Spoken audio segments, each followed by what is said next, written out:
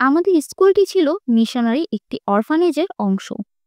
অরফানেজের ভেতরে গাছপালা দিয়ে সুন্দর করে সাজানো স্নিগ্ধ শান্ত পরিবেশ। স্কুলের সাধারণ ছাত্রীদের জন্য স্কুলের নির্দিষ্ট সীমানার বাইরে অর্থাৎ অরফানেজের ভেতরে যাওয়া নিষেধ ছিল। প্রত্যেক বছর দুর্গাপূজার সময় একটা নির্দিষ্ট দিন ঠিক করে তিন ধর্মের অনুসারীদের নিয়ে তিনটি ধর্মীয় অনুষ্ঠান পালন করা হতো। হিন্দুরা পূজা দিত, খেলার মাঠে অবস্থিত টিফিন করে, অডিটোরিয়ামে হতো মুসলিমদের মিলাদ, আর খ্রিস্টান ছাত্রীদের সিস্টার এসে নিয়ে যেতেন চ্যাপেলে। চ্যাপেলটা হলো সেই নিষিদ্ধ এলাকার মধ্যে। প্রার্থনার এই নির্দিষ্ট দিনটি ছাড়া আর কখনো যাওয়ার সুযোগ হয়নি সেখানে। একবার এমনই একদিনে চ্যাপেলের ভেতরে নিয়ে আমাদের ধ্যান করতে বসিয়ে দেওয়া হলো। শুনশান নীরবতা। হঠাৎ হঠাৎ মৃদু টুংটা মিষ্টি একটা শব্দ শোনা যাচ্ছে। দূরে কোত্থেকে যেন পাখির কিচিরমিচির ভেসে আসছে। শান্তি শান্তি একটা ভাব। আহ, কতই না সুন্দর আমার ধর্ম। চ্যাপেল থেকে বের হয়ে দেখি হিন্দুদের পূজা শেষ, প্রসাদ বিতরণ চলছে।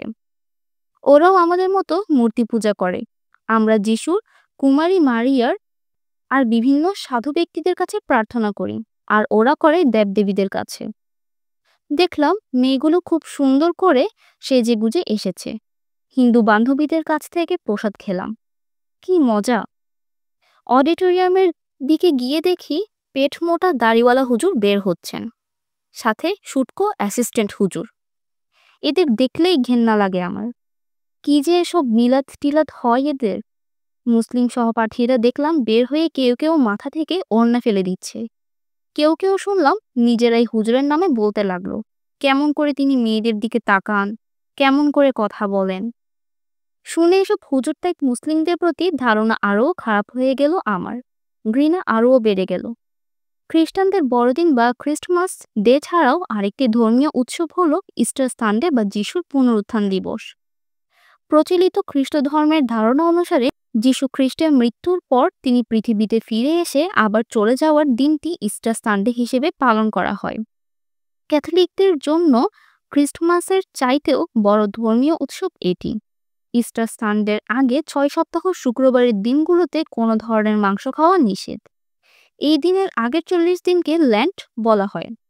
ল্যান্টের দিনগুলোতে বেশি বেশি প্রার্থনা, উপবাস, ভালো কাজ আর আত্মশুদ্ধির জন্য বিভিন্ন আধ্যাত্মিক কার্যক্রম করা হয়। আত্মীয় স্বজনদের মধ্যে যে দুই একজন ধার্মিক প্রকৃতির ছিলেন তাদের দেখতাম উপবাস থাকতে, নিরামিষ খেতে, প্রত্যেক শুক্রবার, রবিবার আর ভস্ম বুধবার চার্চে যেতে। রোমান ক্যাথলিকদের উপবাসের নিয়ম হলো শুক্রবারে যে কোনো ধরনের বিলাসদ্রব্য আর মুখরোচক খাবার থেকে বিরত থাকতে হবে। সারাদিনে একবার খেতে হবে 2 খাবারের মধ্যবর্তী সময়ে, যেমন সকালের আর দুপুরের খাবারের মাঝের একটা সময়ে। এছাড়া দিনে আরও 2 বার খাওয়া যাবে, এমনভাবে যেন 2 সময়ের খাবার একসাথে করলে সাধারণভাবে একবারের খাবারের চেয়েও কম হয়। ব্যাপারটা যার যেভাবে ইচ্ছা সে সেভাবে পালন করত।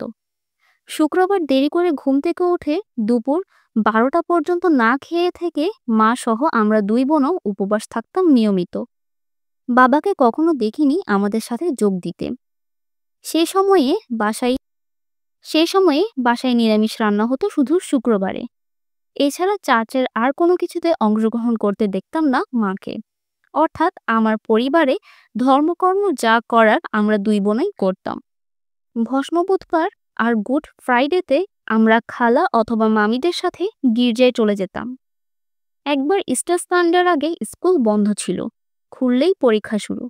ভাবলাম এবার আমি কঠিন উপবাস পালন করব। শিথিল করা সহজ উপবাস না। মনে হচ্ছে পুরো 40টা দিন শুধু নিরামিষ খেয়ে থাকলাম, এমনকি ডাল অথবা একটা ডিম পর্যন্ত খাইনি। এগুলো আমিষ জাতীয় খাবার বলে। এত অল্প বয়সে এত ধর্মপরায়ণতা দেখে বড়রা সবাই মুগ্ধ হয়ে গেল। তখন কিছু মুসলিম সহপাঠী আর প্রতিবেশীদের কল্যাণে মুসলিমদের রোজা সম্পর্কে সামান্য যে ধারণা ছিল তা হলো এরা 1 মাস সকাল থেকে সারাদিন কিছুই না খেয়ে থাকে, আর সন্ধ্যায় সব মজার মজার খাবার খায়। আমি মনে করতাম যে এই 1 মাসে যেদিন ইচ্ছা রোজা রাখা যায়। এটা বাধ্যতামূলক কিনা তাও জানা ছিল না। প্রতি বছর নভেম্বরের 2 তারিখে মৃতলোকের পর্ব পালন করে রোমান ক্যাথলিকরা। প্রতি বছর নভেম্বরের ২ তারিখে মৃতলোকের পর্ব পালন করে রোমান ক্যাথলিকরা। গির্জায় বিকাল থেকে প্রচুর লোক সমাগম হতে থাকে। রাতে দেখা যায় গির্জাঘরে, গির্জার বিশাল প্রাঙ্গণে আর তার একপাশে অবস্থিত কবরস্থানে তিল ধারণের জায়গা থাকে না। কয়েক হাজার কবরে জ্বলতে থাকে অসংখ্য মোমবাতি। আমাদের নানান কবরে পরিবারের সবাই একটি করে মোম জ্বালতাম। মা বলতেন নানার কাছে প্রার্থনা করতে। কবরের নানার পা যেদিকে থাকার কথা সেদিকে ছুঁয়ে সালাম করতাম। খ্রিস্টানদের এই পর্বের দিনটি চমৎকার মনে হতো। সহপাঠীদের আমাদের এই অনুষ্ঠানের কথা গর্বভরে বলতাম। খ্রিস্টমাস ইভের রাতের মতো এই রাতেও অনেক বিধর্মী মোমের আলোয় জ্বলন্ত কবরস্থান দেখতে চলে আসতো গির্জায়। ক্রিসমাস ইভের রাতের মতো এই রাতেও অনেক বিধর্মী মোমের আলোয় জ্বলন্ত কবরস্থান দেখতে চলে আসতো গির্জায়। প্রথম দিকে সামান্য যা ধর্মকর্ম পালন করা হতো, জাগতিক ব্যস্ততার কারণে পরবর্তীতে ধীরে ধীরে তাও উঠে যাচ্ছিল আমার পরিবার থেকে। ধর্ম পালন শুধু পর্বের দিনগুলো পালন করার মাঝে সীমাবদ্ধ হয়ে পড়ছিল দিন দিন।